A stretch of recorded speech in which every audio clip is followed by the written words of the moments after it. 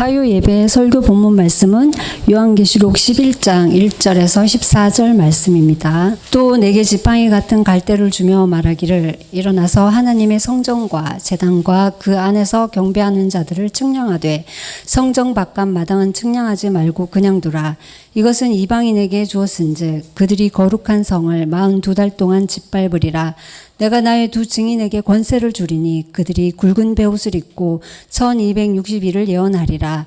그들은 이 땅의 주 앞에 서 있는 두 감람나무와 두 촛대니 만일 누구든지 그들을 해하고자 하면 그들의 입에서 불이 나와서 그들의 원수를 삼켜버릴 것이요 누구든지 그들을 해하고자 하면 반드시 그와 같이 죽임을 당하리라.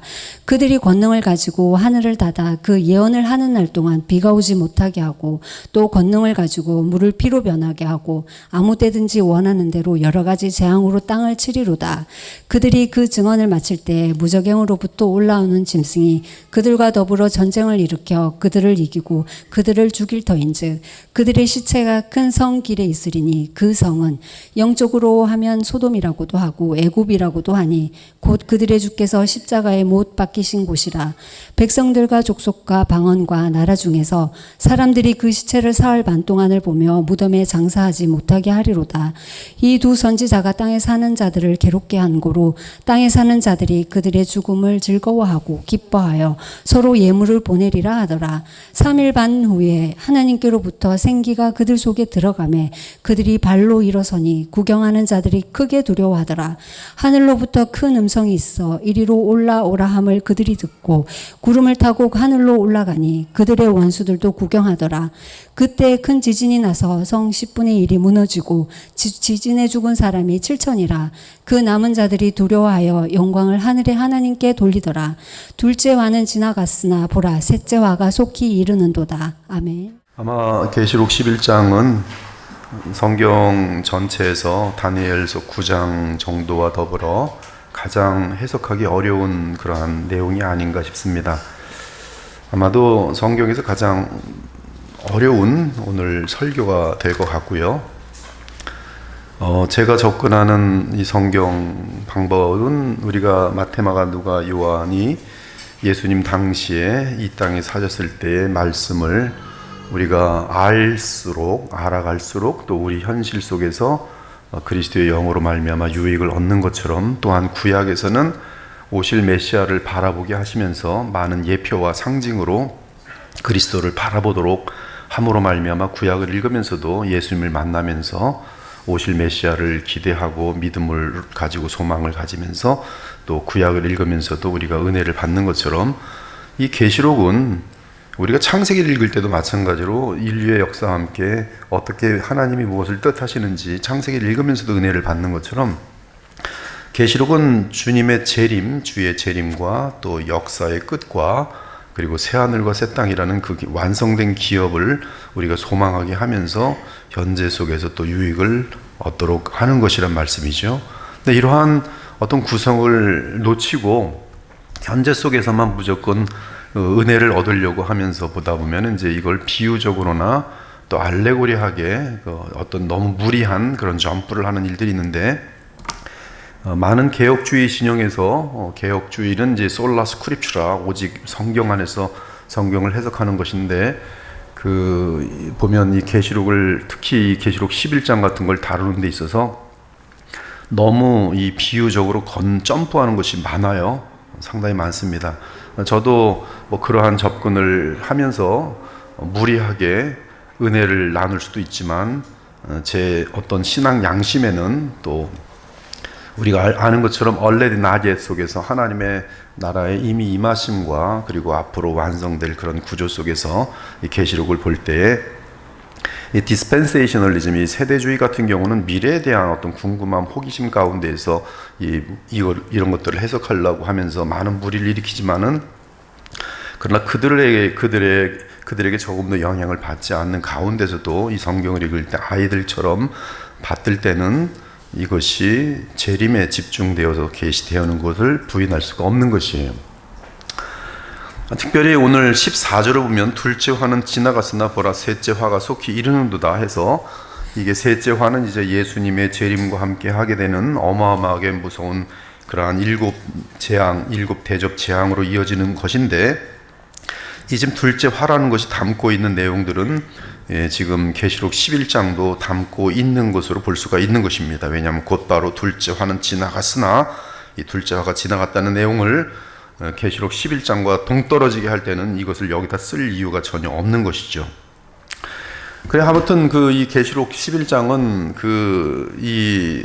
굉장히 어려운 내용들이기 때문에 많이 회피하고, 고작 해석한다 하면 아까 말씀드린 것처럼 알레고리하게 귀에 걸면 귀걸이, 코에 걸면 코걸이로 자기들 해석하는 사람 멋대로 해석하는 그런 꼴이 많이 되어 왔는데, 그것도 개혁주의 내에서도, 아니면은 디스펜세이셔널리즘처럼 너무나 무슨 예언을 맞추는 것처럼 어떤 그런 예언 어떤 이 점쟁이처럼 그렇게 해석하는 그런 것들도 위험한데, 같이 하여튼 겸손한 마음으로 주님을 영화롭게 하는 그러한 마음만 가지고서 이 말씀을 다루어 보겠습니다. 우리는 지금까지 일곱 인을 떼시는 인자 같으신 어린 양을 보았습니다. 그러면서 일곱 인은 교회 시대를 의미하는 것을 확인하였고, 일곱 나팔은 예수님의 재림을 맞이하는 마지막 교회 시대에 해당하는 것을 확인하였어요. 또한 14만 4천은 택함받은 모든 성도들을 상징하지만, 항상 마지막에서 모든 걸 상징하고요. 시작도 마찬가지입니다. 야곱 그러면 이스라엘인데, 그 이스라엘은 사실 그리스도 안에서 모든 주님의 재림 때까지 있을 하나님의 택한 백성이 다 상징하고 있는 것이죠. 이 14만 4천은 택함받은 모든 성도들을 상징하지만 동시에 이 땅의 마지막 교회를 표현하는 것임을 확인하였어요. 그리고 이제 일곱째 나팔이 불리고 일곱 대접 재앙이 부어질 때는 마지막 교회인 14만 4천은 이 땅에 없고 땅에는 오직 불신자들만 있게 됩니다.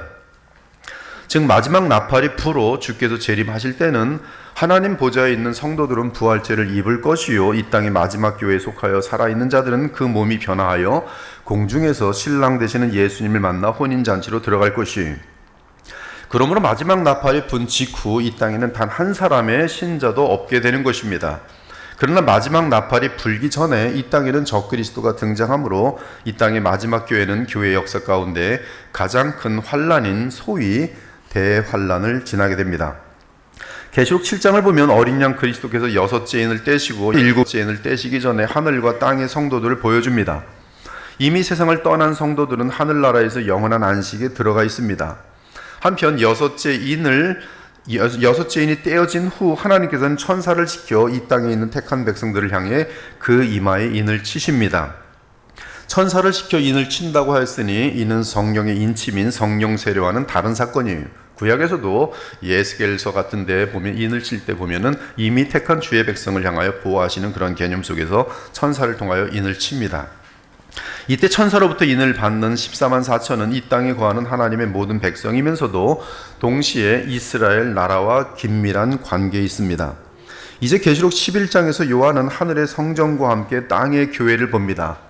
즉 하늘 성전에서 이 땅의 마지막 교회를 바라봅니다. 11장 1절에서 제단이라는 단어가 나오는데, 계시록에서 제단은 하나님 보좌 앞에 있는 천상의 성전을 의미합니다. 한편 2절에 성전 바깥 마당은 이방인들에게 짓밟히는 거룩한 성이기에 이 땅의 교회를 의미합니다.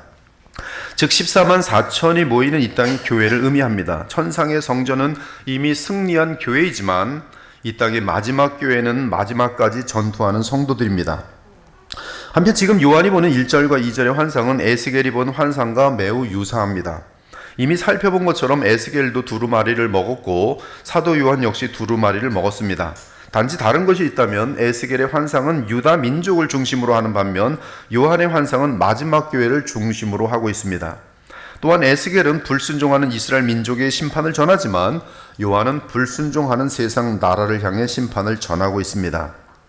에스겔 선지자는 하늘의 성전을 묘사하는 과정에서 천사가 성전의 크기를 측량하는 걸 봅니다. 에스겔 40장 보니까 내가 본즉 집 바깥 사방으로 담이 있더라. 그 사람의 손에 측량하는 장대를 잡았는데 그 길이가 팔꿈치에서 손가락에 이르고 한 규빗이죠. 한 손바닥 너비가 더한 자로 6척이라 그 담을 측량하니 두께가 한 장대요 높이도 한 장대며 그가 동쪽을 향한 문에 이르러 층계에 올라 그 문의 통로를 측량하니 길이는 한 장대요 그 문 안쪽 통로의 길이도 한 장대며. 여기 보면 그 하늘의 그 어마어마한 그 새 성전을 에스겔이 측량하는데 한 장대로, 근데 이 건물만 측량을 해요. 그런데 지금 요한도 천상의 성전을 측량합니다. 그런데 요한은 지금 이 건물을 측량하는 것이 아니라 사람을 측량하는 것이, 그는 하나님의 보좌 앞 제단에서 간절하게 기도하는 승리한 영혼들의 수를 세고 있습니다. 11장 1절 하나님의 성전과 제단과 그 안에 경배하는 자들을 측량하되, 이때 요한은 성전의 바깥 마당을 보게 됩니다. 그런데 그 마당이 이방인들에게 주어집니다. 따라서 요한은 성전 바깥 마당을 측량하지 않습니다. 그 이유는 성전 바깥 마당이 이방인에게 주어지면 불신자들이 거룩한 성을 42달 동안 짓밟을 것이기 때문입니다. 이는 이 땅의 마지막 교회가 42달 동안 큰 환난을 당한다는 뜻이, 이러한 요한의 환상 내용은 다니엘의 예언과도 깊게 겹칩니다. 다니엘 7장 25절 보니 그가 장차 지극히 높으신 이를 말로 대적하며, 적그리스도예요. 또 지극히 높으신 이의 성도를 괴롭게 할 것이며 그가 또 때와 법을 고치고자 할 것이며 성도들은 그의 손에 붙임받아 한 때와 두 때와 반 때를 지내리라. 다니엘 7장 25절. 내가 들은지 그 세마포 옷을 입고 강물 위쪽에 있는 자가 자기의 좌우손을 들어 하늘을 향하여 영원히 살아계시는 이를 가리켜 맹세하여 이르되 반드시 한 때, 두 때, 반 때를 지나서 성도의 권세가 다 깨어지기까지이니 그렇게 되면 이 모든 일이 다 끝나리라 하더라. 이때 한 때, 두 때와 반 때는 일반적으로 3년 반을 의미하고 3년 반은 42달과 같은 기간입니다. 또한 다르게 보면 한 때, 두 때, 세 때 일을 나눈 것으로 봤을 때 이것이 임의적으로 어떤 때 한 때가 시작되고 그 다음에 어떤 공간을 지나고 또 두 때를 시작하고 또 공간을 지나고 이 세 때를 지나고 반 때를 지나는 그런 개념으로 볼 수 있어요. 아무튼 한편 다니엘 9장 24절에서 27절을 보면 70일의 예언이 있습니다. 그런데 마지막 70번째 일의 기간 중 그 일의 후반 절반의 교회는 대환란을 당할 것을 예언하고 있습니다.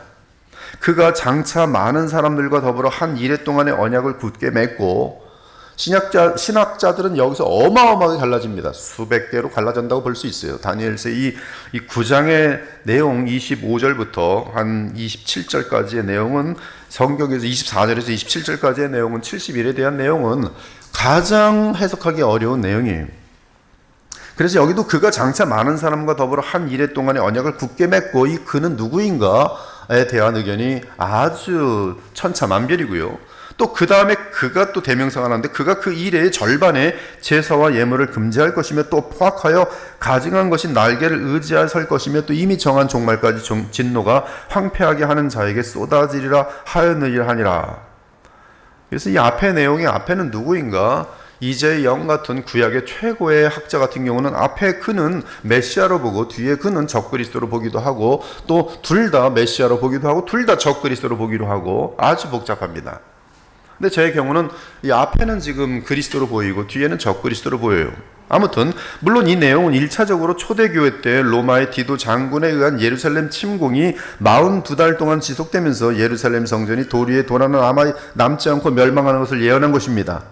그래서 이 누가복음 같은 데 보면 정확하게 그것은 지금 디도 타이터스 장군이 의해서 예루살렘이 멸망하는 내용을 정확하게 예언하고 있어요. 예수께서. 하지만 동시에 세상 끝에 불신자들을 이끄는 적그리스도의 활동 및 그가 멸망당하게 될 것을 중복으로 예언하고 있습니다. 즉 마지막 교회 시대의 계시록에서 짐승이라고 불리는 어떤 악한 자가 70번째 일의 후반에 나타나 교회의 예배를 막는다는 것이, 그 기간의 끝부분에서 이 땅의 모든 교회의 예배당에 가증한 우상이 세워질 것입니다.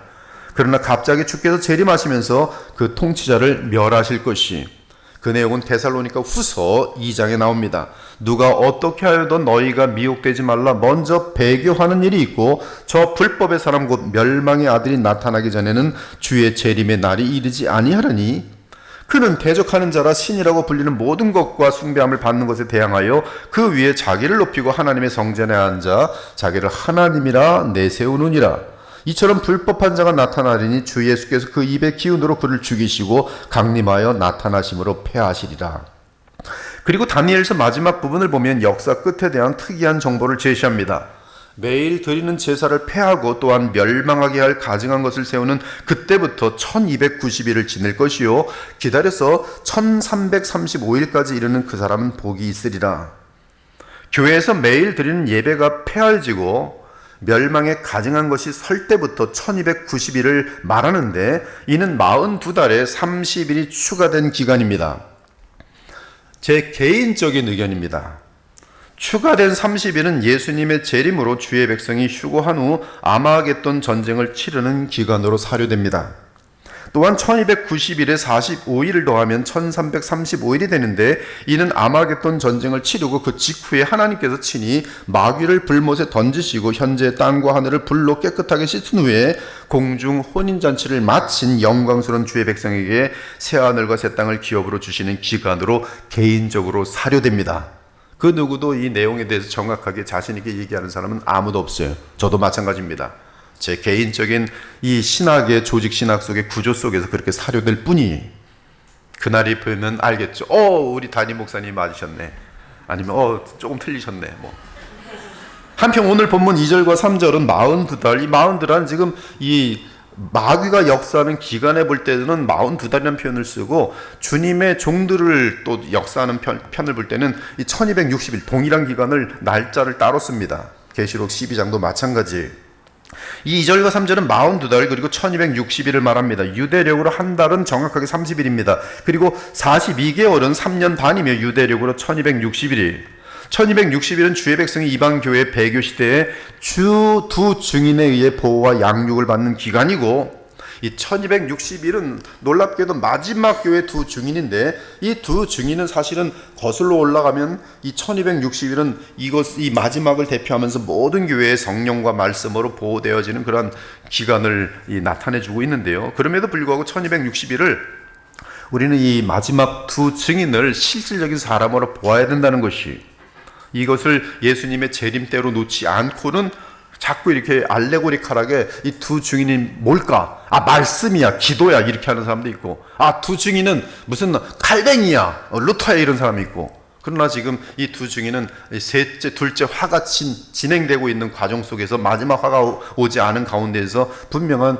이 재림에 대한 그런 구조 속에서는 예수님 초림 때 나타난 것처럼 예수님의 재림이 가까워서 반드시 나타날 수 있다는 것이 아무튼 이 42달은 주의 마지막 교회가 적그리스도에 의해 박해받는 기간이고 1260일은 교회의 배교 시대의 두 증인에 의해 보호와 양육을 받는 기간입니다. 다니엘의 예언에 의하면 멸망에 가증한 것이 하나님의 교회 안에 서기 전에 배교로 변질된 이 세상 사람들은 한패가 되어 이 땅의 교회를 핍박할 것을 알려줍니다. 즉 14만 4천을 핍박할 것이 그 기간 동안 마지막 교회에서는 본문에 등장하는 두 증인이 활약합니다. 그러나 이 두 증인은 무정행에서 나오는 짐승, 즉 적그리스도에 의해 죽임을 당합니다. 하지만 그 두 증인은 부활 승천함으로 이 땅에 사라집니다. 그들은 마지막 교회의 대표로서 그들의 부활 승천은 예수께서 마지막 나팔과 함께 공중에 재림하실 때 이 땅의 마지막 교회인 14만 4천의 부활 승천을 미리 보여주며 보장합니다.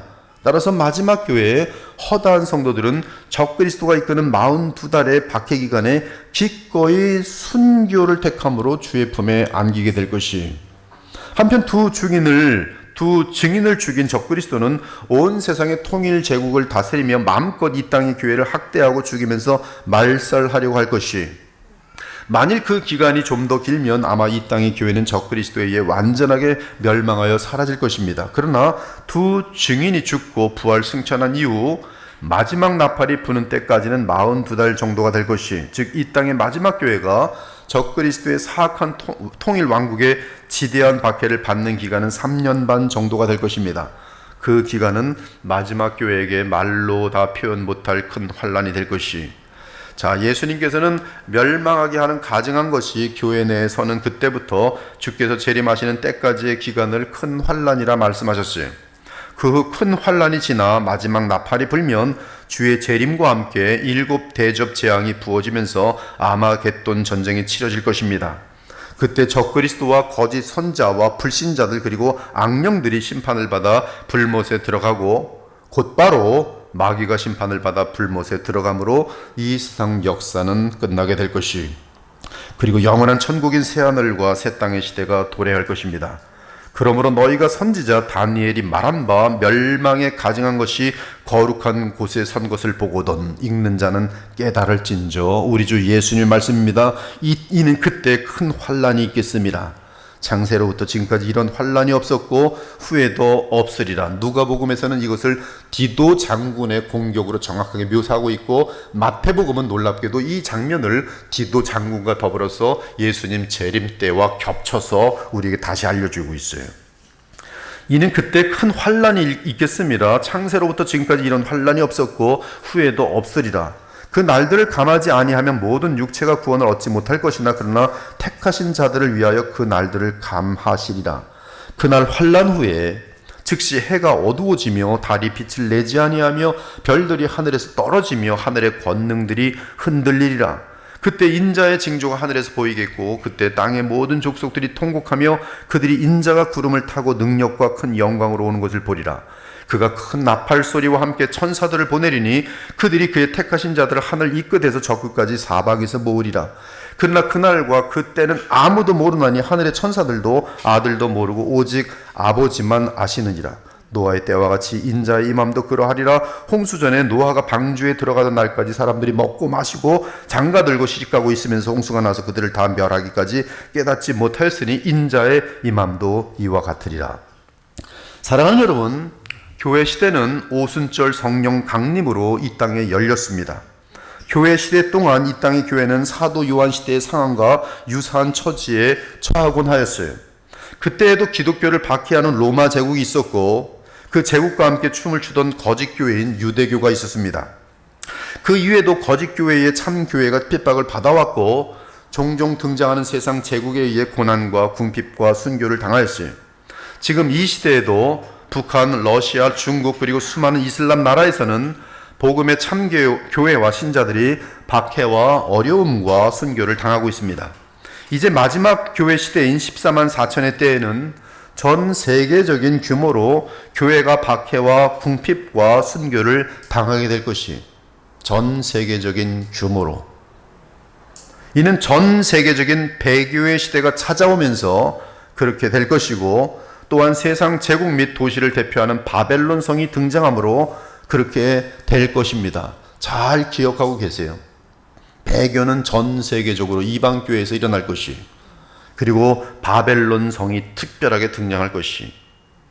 그런데 계시록은 놀랍게도 사도 요한 시대부터 마지막 교회 시대까지 교회가 당하는 똑같은 패턴을 그려주면서 이 땅의 마지막 교회 시대가 교회 시대와 주 예수 그리스도의 재림 그리고 세상 역사 끝에 초점을 두고 있습니다. 우리는 지난번에 계시록 10장을 다룰 때 6째 나팔을 분 이후에 작은 두루마리를 들고 서 있는 힘센 천사가 등장하여 하늘을 향하여 오른손을 들고 세세토록 살아계신 이 곧 창조주 하나님을 가리켜 맹세하기를 지체하지 아니하리니 7째 천사가 소리내는 날 그의 나팔을 불려고 할 때에 하나님이 그의 종 선자들에게 전하신 복음과 같이 하나님의 그 비밀이 이루어지리라고 말한 것을 살펴보았어요. 우리는 그 천사의 예언에서 7째 천사가 그의 나팔을 불려고 할 때라는 의미가 마지막 나팔을 부는 즉시 곧바로라는 뜻임을 확인하였습니다. 신학적으로 보통 7째 천사가 마지막 나팔을 불기 직전을 대환란 기간이라고 부릅니다. 그리고 그 기간은 42달로서 적그리스도의 등장과 함께 멸망에 가증한 것이 교회 안에 서 있는 기간이, 짐승이 등장하기 직전에 전 세계적인 배교의 시대에 두 증인이 등장하여 1260일 동안 마지막 교회를 보호하기 위해 초자연적인 기적을 나타낼 것입니다. 그러나 그 두 증인은 무정행에서 풀려난 마귀로부터 권세를 받은 적그리스도에 의해 죽임을 당하지만 부활 승천할 것이, 그 후 이 땅의 마지막 교회는 대환란을 지난 후 7번째 나팔이 불리면서 그리스도께서 재림하시고 마지막 교회는 부활체를 입고 하늘로 승천할 것이고 이 땅에는 7 대접 재앙이 부어지면서 지금의 세상과 역사는 끝이 나게 될 것이. 이처럼 계시록 11장 사건은 마지막 나팔을 불기 직전의 두 증인과 관련한 사건들입니다. 그리고 계시록 12장, 13장, 14장은 구약시대 및 신약시대 전체에 걸린 하나님의 백성을 보여주며 결국 대환란에 관련되는 마지막 교회의 모습을 구체적으로 보여줍니다. 즉 사탄이 사람으로 등장하는 그 적그리스도에 대한 내용과 그놈에 의해 마지막 교회가 순교당하는 장면이 좀 더 구체적으로 예언되어 있어요.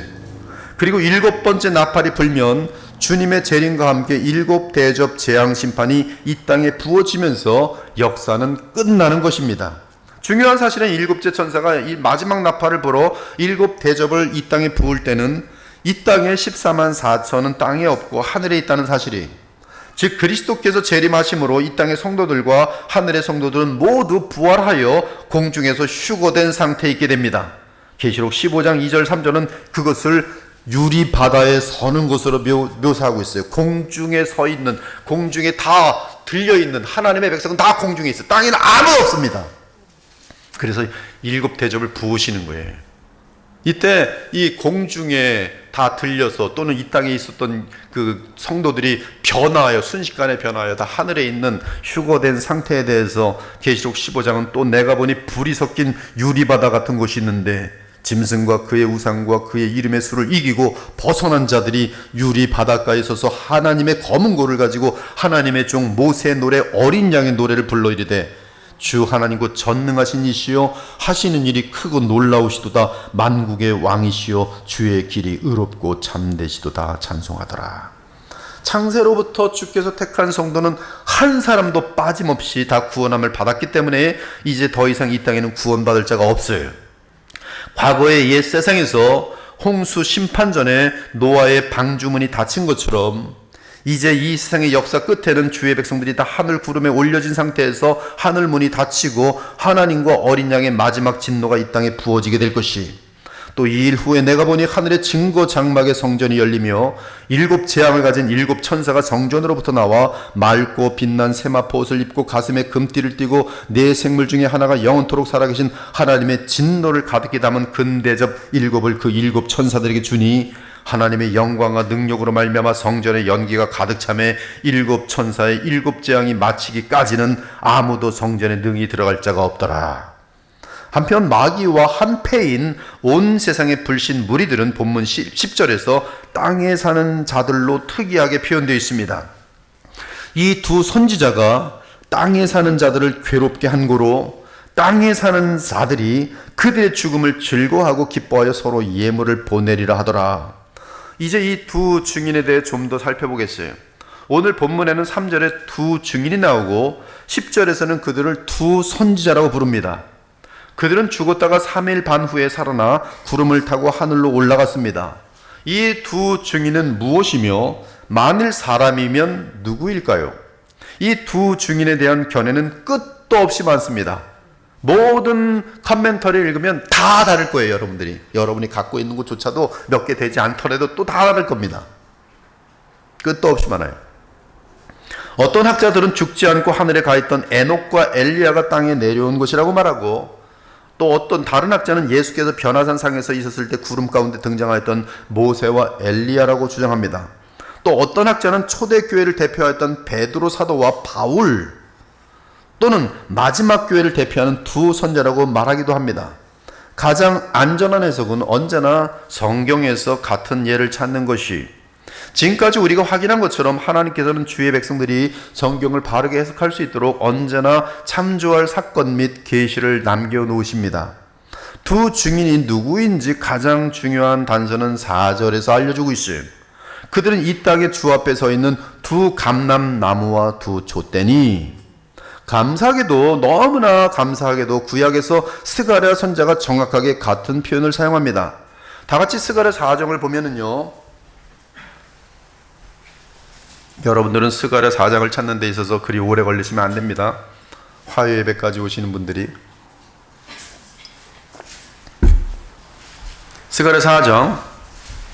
내게 말하는 천사가 다시 와서 나를 깨우니 마치 자는 사람이 잠에서 깨어난 것 같더라. 그가 내게 묻되 네가 무엇을 보느냐? 내가 대답하되 내가 보니 순금 등잔대가 있는데 그 위에는 기름 그릇이 있고 또 그 기름 그릇 위에 7 등잔이 있으며 그 기름 그릇 위에 있는 등잔을 위해서 7 관이 있고 그 등잔대 곁에 2 감람나무가 있는데 하나는 그 기름 그릇 오른쪽에 있고 하나는 그 왼쪽에 있나이다 하고 내게 말한 천사에게 물어 이르되 내 주여 이것들이 무엇이니까 하니 내게 말한 천사가 대답하여 이르되 네가 이것들이 무엇인지 알지 못하느냐 하므로 내가 대답하되 내 주여 내가 알지 못하나이다 하니 6절 그가 내게 대답하여 이르되 여호와께서 수룹바벨에게 하신 말씀이 이러하니라.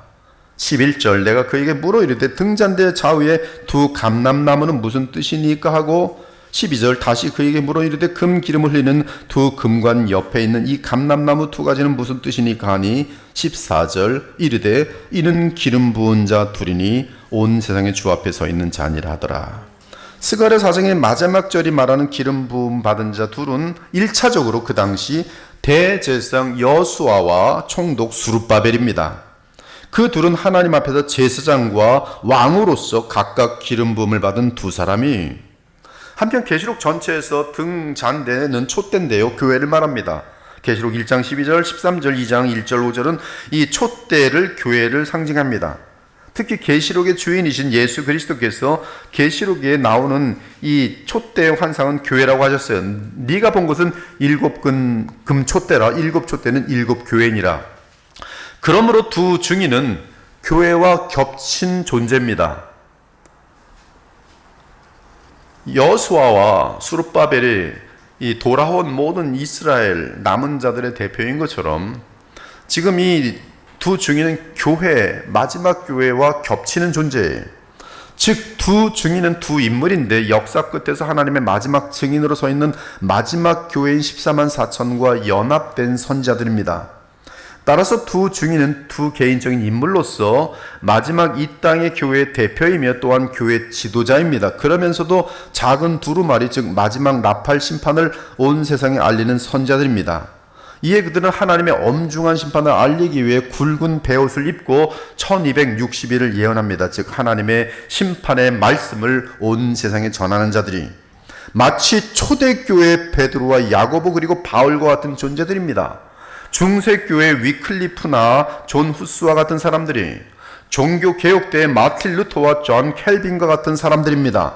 그들은 구약의 엘리야와 모세처럼 기적을 통한 놀라운 구속사들을 일으킬 것이에요. 하늘로부터 불을 내릴 것입니다. 저는 믿습니다. 이 2 사람은 개인이며 그때 예수님 재림 직전에 놀라운 기적들을 행할 것을 예수님 초림 때도 행하셨는데 이제 예수님 전 세계를 마무리할 때 어마어마한 초자연적인 역사를 일으킬 것이 이제 심판의 메시지를 받아 전한 이 2 증인의 선제 사역을 막을 자가 없습니다. 5절 6절 만일 누구든지 그들을 해하고자 하면 그들의 입에서 불이 나와서 그들의 원수를 삼켜버릴 것이요 누구든지 그들을 해하고자 하면 반드시 그와 같이 죽임을 당하리라. 그들이 권능을 가지고 하늘을 닫아 그 예언을 하는 날 동안 엘리야처럼 부르는 것이죠. 그 예언을 하는 날 동안 비가 오지 못하게 하고 또 권능을 가지고 물을 피로 변하게 하고 모세처럼 아무 때든지 원하는 대로 여러 가지 재앙으로 땅을 치리로다.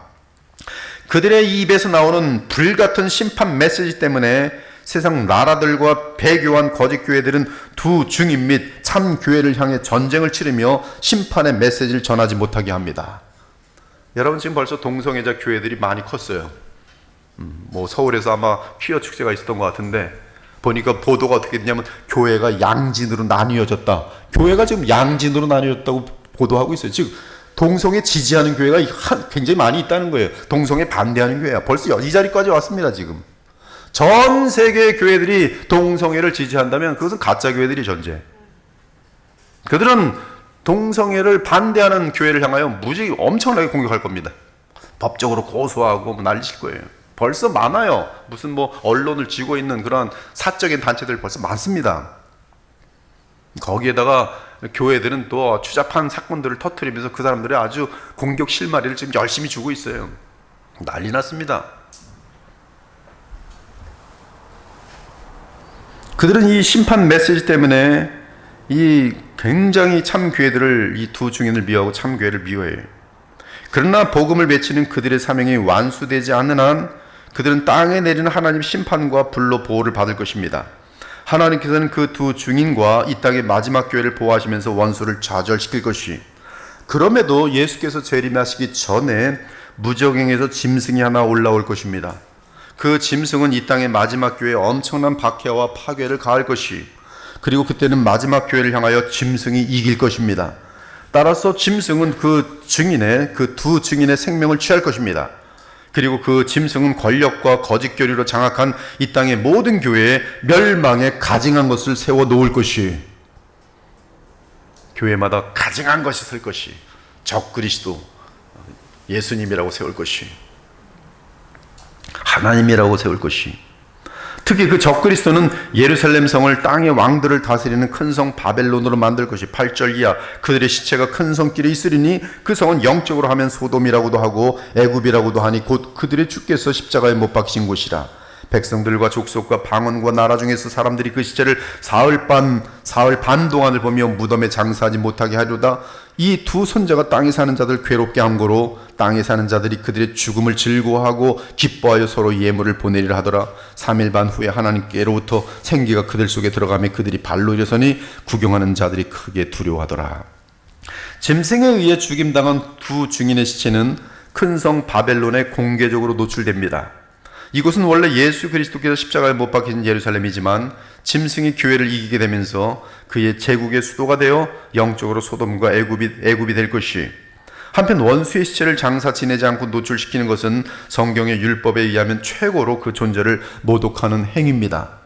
배교한 거짓 교회들과 세상 거민들은 두 증인의 죽음을 보며 대대적인 잔치를 합니다. 이 세상 사람들은 거짓 교회와 한패가 되어 그 두 증인을 얼마나 싫어하고 미워했는지 모릅니다. 이는 그 두 증인이 대표하는 참 교회를 죽도록 미워하고 증오한다는 뜻이.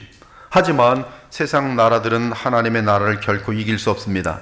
그 이유는 그 두 증인의 시체가 3일 반 후에 다시 살아나기 때문입니다. 이는 하나님께서 그 두 증인에게 생기를 불어넣어 발로 일어서게 하신 것이, 그 둘은 올라오라는 하늘의 큰 음성을 듣고 구름을 타고 하늘로 승천합니다. 그리고 땅에 사는 자들은 그들이 부활 승천하는 장면을 구경하게 됩니다. 여기서 우리가 계속 기억하고 있어야 하는 것은 이 두 선자는 마지막 교회의 대표라는 사실이, 그 둘이 무적행에서 올라온 짐승의 공격을 받는다는 것은 14만 4천으로 상징되는 마지막 교회가 적 그리스도로부터 엄청난 박해와 공격을 당한다는 뜻입니다. 그러나 이 두 증인의 부활과 승천은 예수님의 죽음과 부활 직전에 마르다와 마리아의 오라비인 나사로가 죽었다가 임시적으로 부활한 것처럼 이 두 증인의 부활과 승천은 나머지 14만 4천 성도들의 부활과 승천을 미리 보여주고 있어요. 그때 놀라운 일이 발생합니다. 그때 큰 지진이 나서 성 10분의 1이 무너지고 지진에 죽은 사람이 7천이라 그 남은 자들이 두려워하여 영광을 하늘의 하나님께 돌리더라. 이 땅의 마지막 교회는 그들의 대표인 두 증인의 부활과 승천을 본 것으로 위로와 소망을 담대히 갖게 되는데, 더욱이 큰 지진이 발생하면서 바벨론 성의 10분의 1이 무너지고 그 지진에 죽은 사람이 7천이나 되는 것을 보면서 이제 곧 예수님의 재림 때에 자신들의 부활 영광의 모습과 함께 더불어 불신자들이 당하게 될 처지를 미리 분명하게 보면서 확신하게 되는 것이, 이러한 사건이 필요한 이유는 이제 곧 적그리스도가 세우는 멸망에 가증한 것이 온 세상에 서게 될 때 교회는 큰 환난을 당하게 될 것인데, 그때 이 땅의 마지막 성도들이 대거 순교로 하나님께 바쳐질 제물이 되어야 하기 때문입니다. 사랑하는 여러분, 온 세상이 배교로 치닫고 불신자들이 승승장구하는 것과 같은 상황에서 하나님께서는 두 증인을 일으켜 세워 이 땅의 마지막 교회를 위로하셨어요. 한편 두 증인의 부활과 승천은 그리스도를 미워하는 자들의 심령에 공포를 주었습니다. 두 증인이 대표하는 이 땅의 마지막 교회가 큰 수치와 곤혹을 당하고 멸망할 것 같은 그때에 하나님께서는 그들을 신원하여 주셨어요. 그들을 붙들어 주셨어요. 그들의 억울함을 갚아주셨어요. 큰 지진이 발생하여 배교자들과 이방인들이 차지하고 있는 큰 성 바벨론의 10분의 1이 무너졌습니다.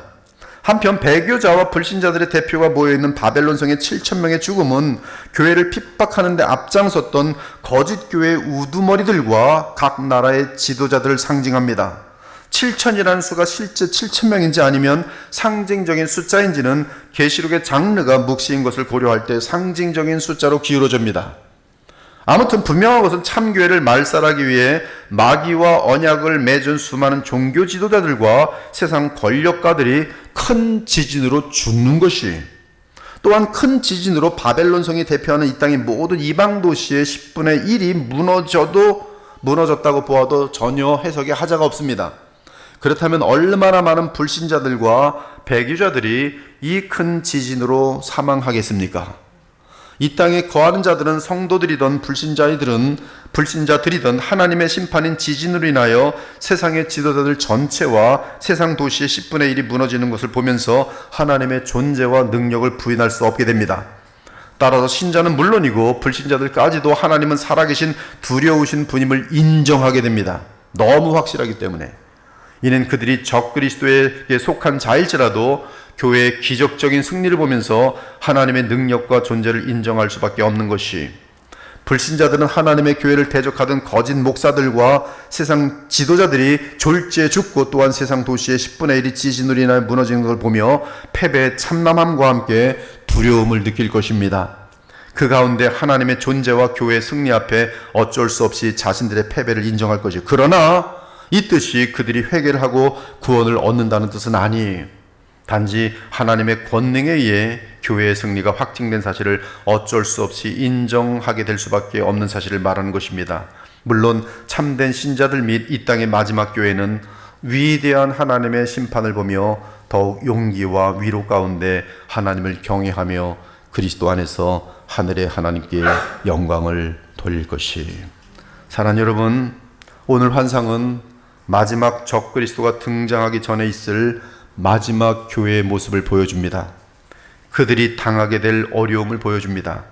이것은 적그리스도가 등장하기 전의 모습이기 때문에 지금 현대의 참교회는 이리로 계속 향할 거예요. 우리를 압박하는 문화나 어떠한 권력이나 이런 것들이 점점 더 구체화될 것입니다. 배도의 교회들이 전 세계적으로 점점 많아질 것이, 유다서에 의하면 배도의 상징은 간단하게 둘 또는 셋이에요. 하나는 동성애입니다. 그것은 분명하게 유다서의 배도의 교회의 첫 번째 상징으로 담겨 있어요. 둘째는 종교 다원화예요. 그리고 하나가 더 있다면 abortion, 아마 낙태가 될 것이. 이 세 가지는 메시지입니다. 전 세계로 이것이 합법화되고, 그래서 종교가 자꾸 통일되고, 그래서 기독교 대표자가 또 절에 갔다 오고, 가톨릭하고 연합하고 이슬람도 친해지면 세상은 와, 종교들이 서로 화합하네. 바로 그것이 전 세계가 지금 배도의 교회가 되고 있는 증상들이. 그다음 하나는 동성애가 전 세계 합법화되는 거예요. 이런 일은 역사 속에 없었어요. 전 세계가 지금 배도의 교회와 함께 짝짝꿍이 돼서 신이 나는 거예요. 누가 죽습니까? 참 신자들이 설 곳이 없는 것이.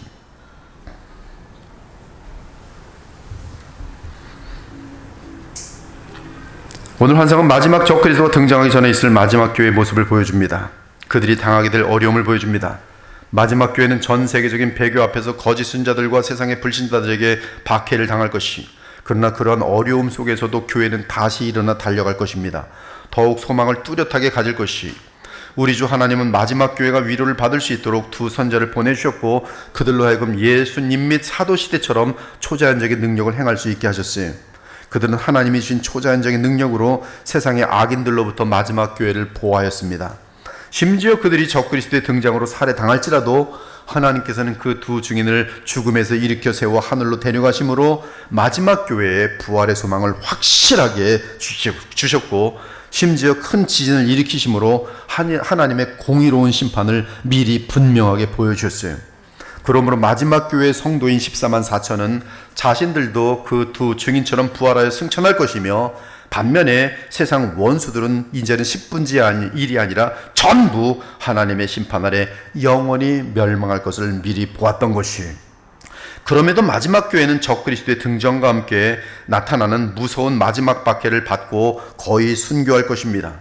그러나 주께서 재림하실 때까지 이 땅에 남아있는 성도들이 있을 것이, 이 교회는, 주님의 교회는, 남은 자들의 교회는 주님 재림하실 때까지 반드시 있습니다.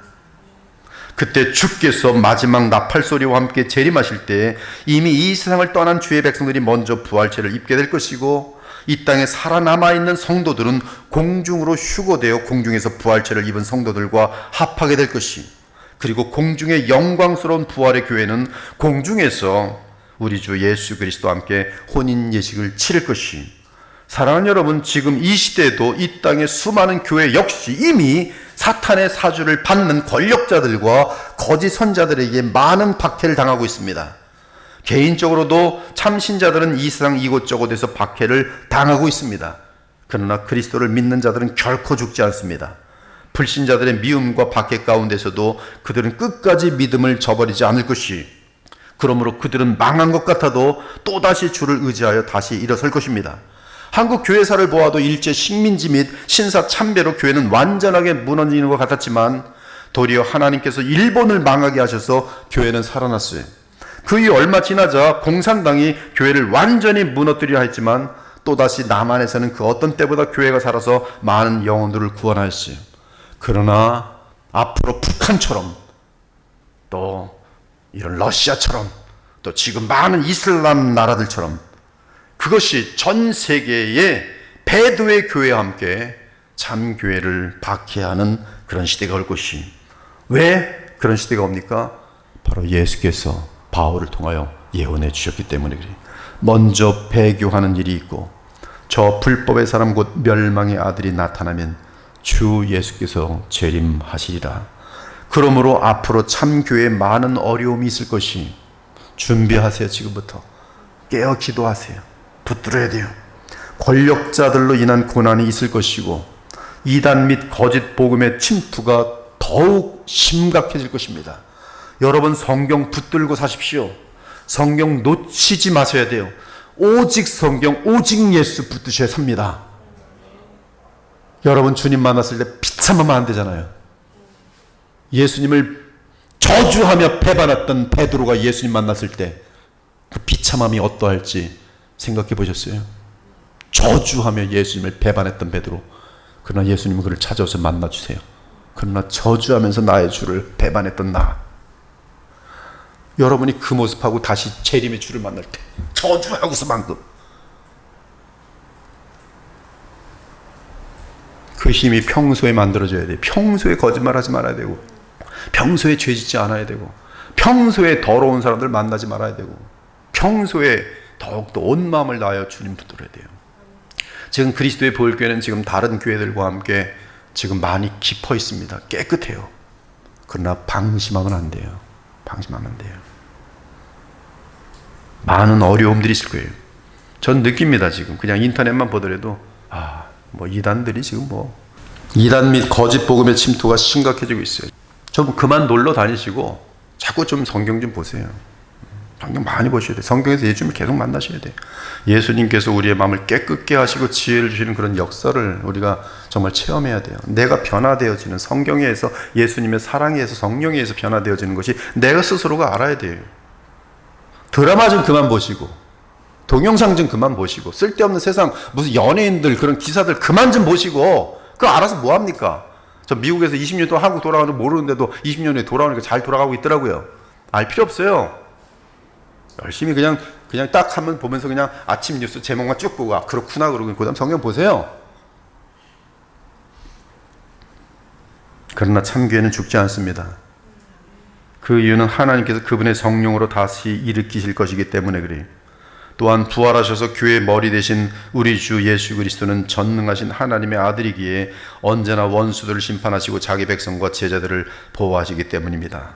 오늘도 여러분의 상황이 어떠하던 이 예배와 함께 그리스도의 영으로 충만하기를 바랍니다. 그리고 강하게 다시 일어서서 믿음으로 달려가며 주 예수께 죽도록 충성하시는 아름답고 영광스러운 주의 자녀 되기를 우리 주 예수 그리스도 이름으로 축원합니다. 아멘. 주 하나님 감사합니다. 부족한 종 주의 말씀을 전하였습니다. 주의 영으로 이 말씀을 인도해 주시고 또 잘못 증거한 것 있으면 주께서 때가 찰 때에 또 수정시켜 주시고 계속 바르게 알아갈 수 있도록 인도하여 주시옵소서. 그리스도의 보혈교회를 사랑하시는 주님, 이 교회가 이 어두워지는 시대 가운데 더욱 밝은 빛이 되길 원합니다. 사람의 힘으로 될 수 있는 것이 아니라 말씀의 능력이요, 성경의 능력이요, 성령의 능력에 의해서만 그 역할을 감당할 수 있는 줄 믿습니다. 깨어 근신하게 하여 주옵소서. 오직 말씀으로 돌아오게 하옵소서. 예수 그리스도와 연합하게 하여 주옵소서. 살아계신 우리 주 예수 그리스도의 이름으로 기도합니다. 아멘.